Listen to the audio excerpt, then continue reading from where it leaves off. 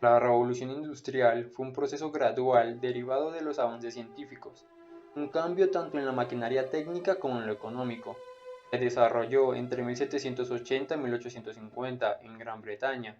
Su primera fase significó el paso del trabajo del individuo en pequeños ámbitos con el uso de herramientas manuales a la producción realizada en grupos organizados en las fábricas mediante la utilización de las máquinas a vapor. Con el surgimiento del capital mercantil se generará una expansión en el comercio, con este la acumulación del capital necesario para el desarrollo industrial. En el siglo XIII, la productividad agrícola fue tanta que saturó los mercados locales, provocando la emigración de los campesinos a las ciudades, quedando como una mano de obra ante la demanda industrial. Tras la Revolución Gloriosa, habrá un equilibrio tanto para burgueses como para los comerciantes y los terratenientes, los cuales también establecerán el aumento de la mano de obra libre que pudiera ser contratada por un salario. Esto reafirmará la mentalidad empresarial, el desarrollo del capitalismo, impulsando a los ingleses a invertir capital en el proceso industrial. Las grandes transacciones comerciales y la acumulación del capital generarán una transformación en los bancos, en la cual con ellos se hará una nueva legislación para los mismos. Pasarán a ser parte fundamental de la economía con el manejo y circulación de la moneda, emitiendo créditos e inversiones. La revolución científica, la transformación de la economía, la evolución tecnológica, el descubrimiento de otras tierras y culturas originaron grandes cambios en la forma de vida de los europeos que provocaron una crisis de conciencia, que será la Ilustración, que se dará entre 1680 hasta 1715. Se gestará un movimiento de crítica racionalista impulsado por los científicos y filósofos que rechazaban los dogmas tradicionales para buscar la verdad mediante el método experimental. A través del empirismo se empezará a cuestionar aquellas ideas que antes eran irrefutables. Por ejemplo, Galileo e Isaac Newton mostrarán errores contenidos en las antiguas creencias y teorías. Los descubrimientos geográficos serán para los europeos un conocimiento no solo de la extensión de la Tierra, sino también de los recursos que hay en estas. Mantendrá un pensamiento que concebía dos mundos contrapuestos, uno el civilizado europeo, el segundo el indígena salvaje y primitivo, que sería África y América.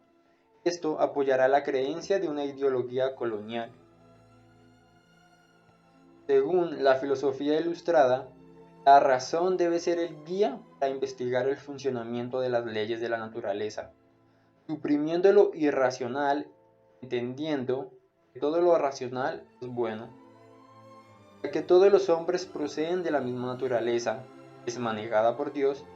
Todos somos iguales al tener la capacidad de razonar, y asimismo somos libres tanto en lo político como en lo económico, en lo intelectual y religioso, ya que la razón nos exige el respeto por los derechos de los demás.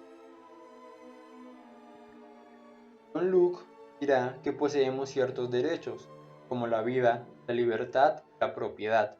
Esta última sentará las bases de las modernas teorías económicas, ya que él afirmará que al poner su trabajo en los objetos, los convierte en parte de sí mismo, surgiendo entonces la propiedad privada.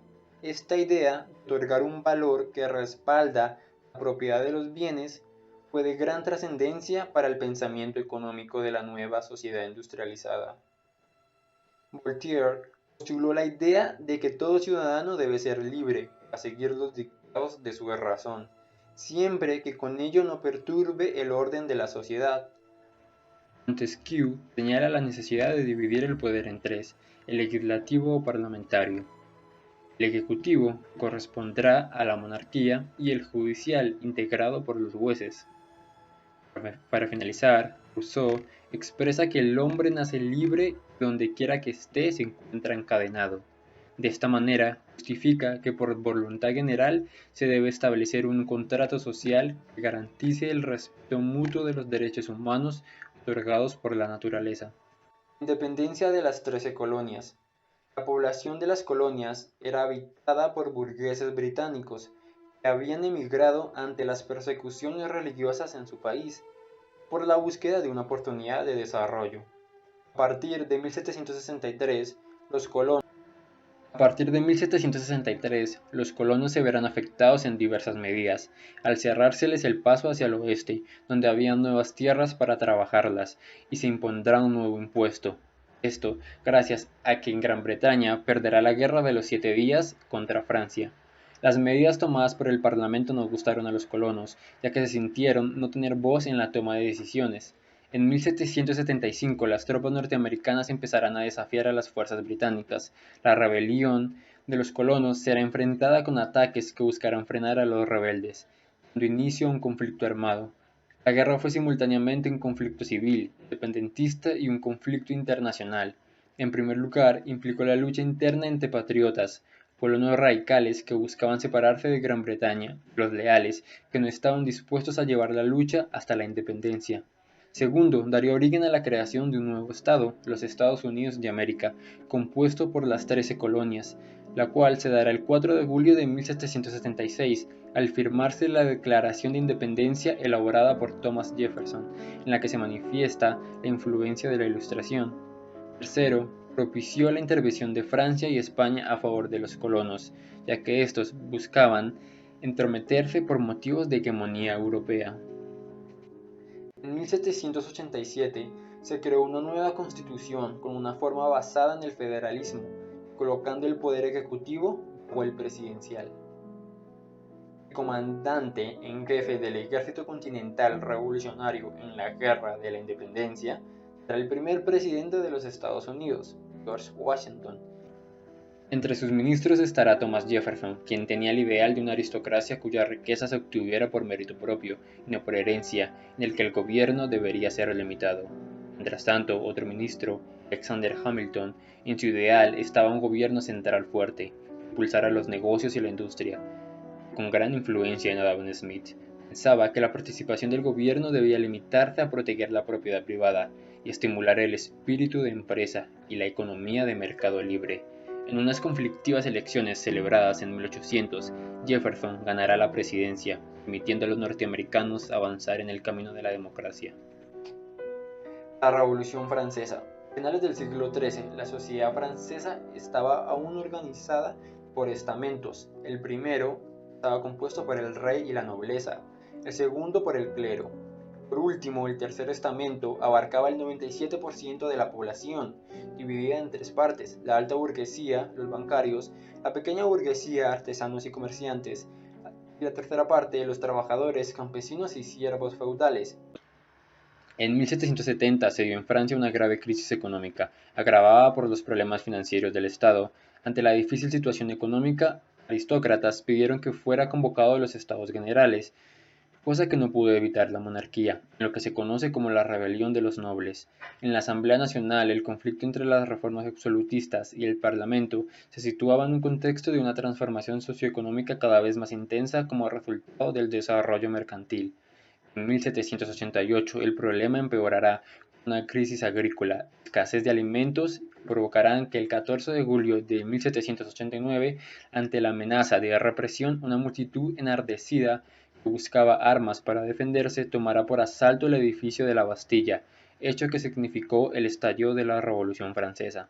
Una vez realizado el proceso electoral para los varones mayores de 25 años que estuvieran censados fiscalmente, los Estados Generales se reunirán en Versalles el 5 de mayo de 1789. Para la población del Tercer Estamento le parecerá correcto, que ellos querían una votación individualmente, no por parte de los estamentos, ya que ellos eran el estamento con más población. Los estamentos del clero y la nobleza no estarán de acuerdo ante esto. Pero esta posición perderá su peso, ya que el 17 de junio la burguesía del Tercer Estamento y parte de la nobleza proclamaran la Asamblea Nacional, partiendo de que no terminarían hasta concluir una constitución. Todo esto sin contar con el rey. En esta constitución se acabó con el feudalismo, se proclamó la Declaración de los Derechos del Hombre y del Ciudadano, y para 1791 se concretaría la Constitución francesa, la cual proclamaba la soberanía nacional y la separación de poderes. Se convocaron elecciones nacionales, en la cual el 21 de septiembre de 1792 se proclamará la República Francesa. Se temía una invasión de los países que apoyaban el absolutismo monárquico, así que el 21 de enero de 1793 se le dará muerte al rey en la guillotina, acusado de traición. 10 meses después le sucederá lo mismo a María Antonieta, comenzando una época de terror por el miedo a una invasión que generaría una violencia política y la guillotina como personaje principal. En 1794 el pueblo terminará con el gobierno radical, hasta que en 1795 se promulga una nueva constitución llamada el Directorio, basada en un gobierno republicano, pero esto llevó a más crisis económicas y al descontento de la población. Aprovechando la situación, el 9 de noviembre de 1799, Napoleón Bonaparte dará un golpe de Estado y formará el Consulado, régimen autoritario.